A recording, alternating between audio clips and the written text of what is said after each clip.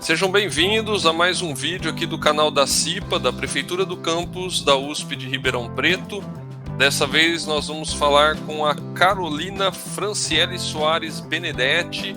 Ela é formada, licenciada pela Escola de Enfermagem de Ribeirão Preto, aqui da USP, como enfermeira, especialista em transplante e captação de órgãos pela Unifesp e agora, no momento, ingressou na pós-graduação também na Escola de Enfermagem aqui da USP de Ribeirão Preto. Vamos chamar aqui a Carolina. Muito bom dia, boa tarde ou boa noite para quem for assistir, né? Seja bem-vinda, Carolina. Muito obrigada, Emerson.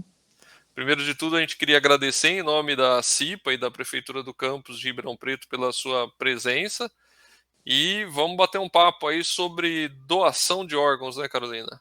Isso. Um assunto bastante interessante, né? Que muita gente ainda tem dúvidas, tem alguns receios que a gente vai tentar tirar aqui hoje, né? Você já trabalhou nessa área, Carolina? Qual que é a tua experiência nesse sentido? Então, primeiramente, obrigada pela oportunidade. Então, Emerson, durante a graduação eu tive a oportunidade de participar da Liga de Transplante de Órgãos e Tecidos da Escola de Enfermagem da USP de Ribeirão Preto. E durante a residência, eu tive um contato direto com pacientes transplantados, eu tive a oportunidade de passar na Comissão de Procura de Órgãos da Escola Paulista de Medicina, da Unifesp. Então, foi muito interessante, assim, esse contato, com a temática de doação e transplante durante a residência. Bacana, muito bom. E me fala uma coisa, para ser um doador hoje no Brasil, quais são os requisitos? O que precisa fazer para ser um doador de órgãos? Então, iniciando a nossa conversa, Emerson, gostaria de trazer porque é importante a doação de órgãos. Então, atualmente no país, nós temos 45 mil pessoas na fila de espera aguardando por um transplante. Então, o que é um transplante? O transplante ele é uma forma de tratamento para algumas doenças em fase terminal. Então, é um procedimento cirúrgico que consiste na substituição de um órgão ou um tecido de uma pessoa doente, o que nós chamamos de receptor, por um outro órgão ou tecido saudável, de um doador vivo ou de um doador falecido. Então, para ser doador, é necessário que você comunique à sua família sobre a sua vontade de ser doador de órgãos. Então, não é necessário deixar nada por escrito e quem vai autorizar a doação é a família. Então, a doação de órgãos é um ato pelo qual você manifesta a vontade que após a sua morte, a constatação da morte encefálica, os seus órgãos sejam doados para transplante, podendo ajudar, então, outras pessoas que estão aguardando em fila. Então, hoje não precisa fazer nenhum tipo de registro em documento ou alguma coisa assim para falar que você é um doador de órgãos? Não, isso mesmo, Anderson, é como você falou. Então, a legislação brasileira, ela diz, que quem é responsável pela doação, quem autoriza a doação é a família. Então, a informação de ser doador ou não é registrada, no documento de identidade, no RG, ou na Carteira Nacional de Habilitação, na CNH, não tem nenhum valor legal. Então, quem vai autorizar é a família. Então, quem autoriza a doação são os familiares de primeiro e segundo grau, cônjuges, na presença de duas testemunhas. Tá. E aí vem aquela questão, né? São duas coisas que você falou que eu queria que você esclarecesse melhor. Você fala que um doador, ele pode ser doador vivo ou morto, né? Vamos dizer assim, ou falecido. Como que funciona essa doação de quem está vivo? Como é que isso funciona? O doador vivo é a pessoa maior de idade, juridicamente capaz e que ela pode dispor gratuitamente de órgãos a seus familiares em vida. Nós temos o doador vivo aparentado, que é quando eu tenho alguma relação sanguínea até o 4º grau, e o doador vivo não aparentado, que é uma pessoa que quer dispor de órgãos para algum conhecido, para algum amigo, no caso, e é exigida, então, a autorização judicial para que essa doação ocorra. Então, é permitida a pessoa juridicamente capaz de dispor gratuitamente de órgãos ou tecidos para fins terapêuticos ou de transplantes em cônjuges ou familiares de até o 4º grau ou qualquer outra pessoa mediante autorização judicial. Tá. Então, Mas se no for para caso... familiar, é direto. Você vai, tipo, no hospital, fala, olha, eu quero doar tal órgão, sei lá, para meu filho, para minha esposa, tal, e aí o trâmite é direto ali. Se for para um conhecido, aí é feito via justiça, é isso, tem que passar pela justiça. Isso é Isso. rápido? Tem que ser, né? Então, no caso de parentes, tem que existir uma compatibilidade, né, para doação. Sim, não, mas minha E pergunta é com relação à justiça. Quando envolve a justiça, isso é resolvido de maneira rápida? é um trâmite bem burocrático. Então, vai existir, né, uma investigação para ver se não está havendo nenhuma cobrança indevida. Então, você tem que dispor por livre e espontânea vontade. E também não tem que existir prejuízo para a sua vida, né? Então, você não pode doar um órgão e Que vai te fazer acabar falta. se prejudicando futuramente. Sim, Então, sim. tudo isso é analisado, é investigado. O que o Então, doador vivo pode doar? Quais são os então, órgãos?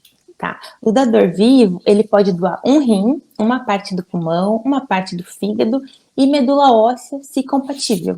Já o doador falecido, ele pode ajudar mais de 8 pessoas, podendo doar órgãos ou tecidos. Então, quanto aos órgãos, ele pode doar o coração, o pulmão, o fígado, os rins, o pâncreas, né, o intestino, e os tecidos, então córneas, válvulas cardíacas, osso, músculos, tendões, Uhum. peles, veias e artérias. Bastante coisa, né? Dá para salvar Bastante coisa. bastante vidas aí, né? Ajudar bastante gente, no caso. Carolina, uma informação importante para o pessoal é saber o seguinte: como é que se define a questão da morte clínica do paciente? Como e quando que isso acontece? Boa pergunta, Emerson. Então, a morte encefálica, né, o diagnóstico de morte encefálica, ele é que vai nos diagnosticar que aquele paciente realmente morreu. Então, ela corresponde à perda completa e irreversível das funções encefálicas, definidas, então, pela cessação das atividades corticais e do tronco encefálico, caracterizando que aquela pessoa realmente faleceu, então aquela pessoa morreu. Então, pela legislação brasileira e pelo Conselho Federal de Medicina, são necessários 2 exames clínicos, 2 testes clínicos, realizados por 2 médicos, que eles não estão envolvidos, né, no processo de doação ou de transplante de órgãos, e eles também têm que ser capacitados para a realização do protocolo de morte encefálica, e um exame complementar, né, um teste complementar que vai nos provar, né, a completa inatividade encefálica daquele paciente. Então, Então fechando o diagnóstico, são três situações distintas que tem que confirmar a mesma coisa. isso.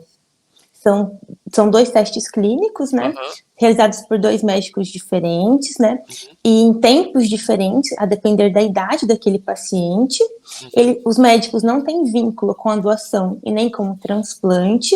Certo. E esses médicos têm que ser capacitados, né, para a realização do protocolo de morte encefálica. E um exame complementar que vai comprovar, né, a inatividade encefálica. Então, a família, ela tem que ser comunicada desde a abertura do protocolo de morte encefálica, e a família também pode designar um médico de sua confiança para acompanhar esses exames, e eles têm que ser comunicados, né, quanto à conclusão do protocolo de morte encefálica também. Tá. E isso acontece independente do paciente ser um doador de órgãos ou não. Essa detecção, né, de morte encefálica e o aviso para a família, ele sempre é feito quando Isso ocorre. mesmo. Isso mesmo, o diagnóstico morte-cefálica, ele tem que ocorrer independentemente da doação de órgãos, né? E Uhum. são processos, equipes diferentes, né? Então, os médicos que vão diagnosticar não são da equipe de transplante, não são da equipe da doação de órgãos, isso a lei é bastante clara. Então, não Uhum. pode existir nenhum vínculo. Tá. E outra coisa que é uma dúvida constante aí do pessoal é se existe um limite de idade para ser doador de órgãos. Por exemplo, uma pessoa já considerada idosa, acima de 60 anos, ela pode ser doadora de órgãos? Existe esse limite ou não? Muito importante essa pergunta, Emerson. Então, para cada doador de órgãos, né, vai existir uma avaliação criteriosa sobre aquele caso, sobre aquele doador, sobre o passado, sobre a história clínica dele. Então, no estado de São Paulo, para doador de múltiplos órgãos, até 75 anos de idade. Então, vale lembrar que também para cada órgão, né, as equipes, elas vão definir quais critérios são necessários para aceitar ou não aquele órgão. Então, para múltiplos órgãos, até 75 anos de idade. Bacana. Que mais que a gente tem? Bom, a questão da família, acho que a gente já falou, né? É a família quem vai dar o aval, né? A permissão para o transplante de órgãos ou não, né, fica a cargo da família. E no caso por exemplo, deve ter situações em que o paciente nunca comentou nada, nem que é a favor, nem que é contra, ainda assim a decisão final é da família. Sim, isso mesmo, a decisão é da família. Então, a família que vai decidir se eles concordam ou não com a doação. Então, lembrando que tem que ser parente de segundo grau ou cônjuges na presença de 2 testemunhas para autorizar a doação de órgãos. Mas a família é quem chega no consenso sobre a doação, se eles aceitam, se eles concordam com a doação de órgãos ou não. E a família também pode definir quais órgãos ela quer que sejam doados, né? Não só órgãos como tecidos. Então, a família vai decidir o que eles aceitam doar. E lembrando que o corpo, né, ele é devolvido de forma íntegra, né? Fica imperceptível a doação de órgãos para a família fazer o velório, né? O funeral. Isso. Tá. Você sabe me dizer, existe um mês aí de incentivo? Como é que funciona para a questão de doação de órgãos? Então, a campanha Setembro Verde, ela é relativa, né, ao Dia Nacional da Doação de Órgãos, dia 27 de setembro de cada ano, que foi instituída pela Lei 11.584, de 2007. Então, é uma data com o objetivo de conscientizar as pessoas, né, a população, sobre a necessidade, né, da doação de órgãos, tecidos e células, e que pretende incentivar as pessoas a falarem com seus amigos, seus familiares, sobre a sua vontade, né, de ser doador. Você foi formada na USP, está estudando de novo, né, a pós-graduação aqui na USP. A USP tem algum evento, alguma coisa a respeito disso? Como é que funciona? Sim, então todo ano, né, no mês de setembro, existem várias comemorações, né, não apenas aqui na universidade, não só local, mas como nacional. Então, a Escola de Enfermagem, através da Liga de Transplante de Órgãos e Tecidos, juntamente com a Organização de Procura de Órgãos, o Banco de Tecidos, o Banco de Olhos, o Centro de Transplante de Órgãos Sólidos do Hospital das Clínicas da Faculdade de Medicina de Ribeirão Preto, promovem, né, ações, palestras, ações educativas com a comunidade, né, para conscientizar e esclarecer as dúvidas da população e reforçar a importância da doação de órgãos. Então, todo mês de setembro, ocorre várias comemorações, né, não só no âmbito da universidade, mas para a comunidade de Ribeirão Preto, sobre a importância. Nós vamos para a rua, conversamos com as pessoas, esclarecemos as dúvidas, porque é um tema que ainda é cercado, né, de vários tabus, é muito difícil para a nossa população falar sobre morte, né, e manifestar o nosso desejo de ser doador. Então, é necessário, né, esse momento que a universidade retribui, né, para a população o conhecimento e ajuda, né, essas pessoas que estão aguardando, né, em lista de espera por um Ah, transplante. legal. Tem alguns links também, tem uma liga, né, relacionada a isso. Depois você pode falar um pouquinho mais dessa liga e a gente deixa o link aqui embaixo, né, para quem quiser ter mais informações. Mas fala um pouquinho sobre essa Liga de Transplante de Órgãos e Tecidos. Então, a Liga Acadêmica da Escola de Enfermagem, né, sobre transplante de órgãos e tecidos, a LITOT, ela tem o objetivo, né, dos alunos da faculdade de enfermagem aprofundarem seus conhecimentos, porque a temática doação e transplante não é muito abordada, né, no nosso currículo, e é um tema muito importante que nós vamos nos deparar na vida profissional. Então, a Liga serve para você aprofundar os seus conhecimentos na área. Então, existem palestras abertas para qualquer pessoa que queira, né, participar, aprender um pouco mais sobre a temática. Então, é uma liga muito, muito importante, né, para o profissional enfermeiro e para as pessoas que queiram, né, se aprofundar na temática. E eu vou deixar depois com você o link, né, do Instagram, do Facebook da Liga. E para as pessoas que querem saber um pouco mais sobre a temática doação e transplante, nós temos o site da Associação Brasileira de Transplante de Órgãos, a ABTO, que é só colocar no Google, você consegue encontrar o link, né, da BTO, e lá tem uma parte só de dúvidas, tem cartilhas informativas, então você consegue várias informações sobre a temática. Bacana, perfeito.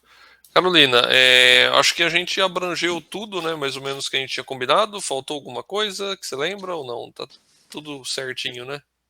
Tudo certinho. Eu só quero reforçar, então, para no mês de setembro, todo mundo ficar atento às atividades, participarem das atividades e, acima de tudo, não só falar sobre a importância da doação de órgão, mas a doação de sangue, doação de medula óssea. Então, sejam doadores, conversem com a sua família sobre a doação de órgãos e ajudem a salvar vidas. Bacana. Carolina, queria te agradecer novamente aí em nome da CIPA, da Prefeitura do Campus de Ribeirão Preto, pelo seu tempo, sua disponibilidade. O pessoal não ia saber, mas eu vou contar que a gente teve que gravar duas vezes, né? Porque tivemos problemas técnicos aqui na primeira gravação e agora estamos gravando pela segunda vez. Então, muito obrigado aí pela sua disponibilidade e sua paciência, tá bom?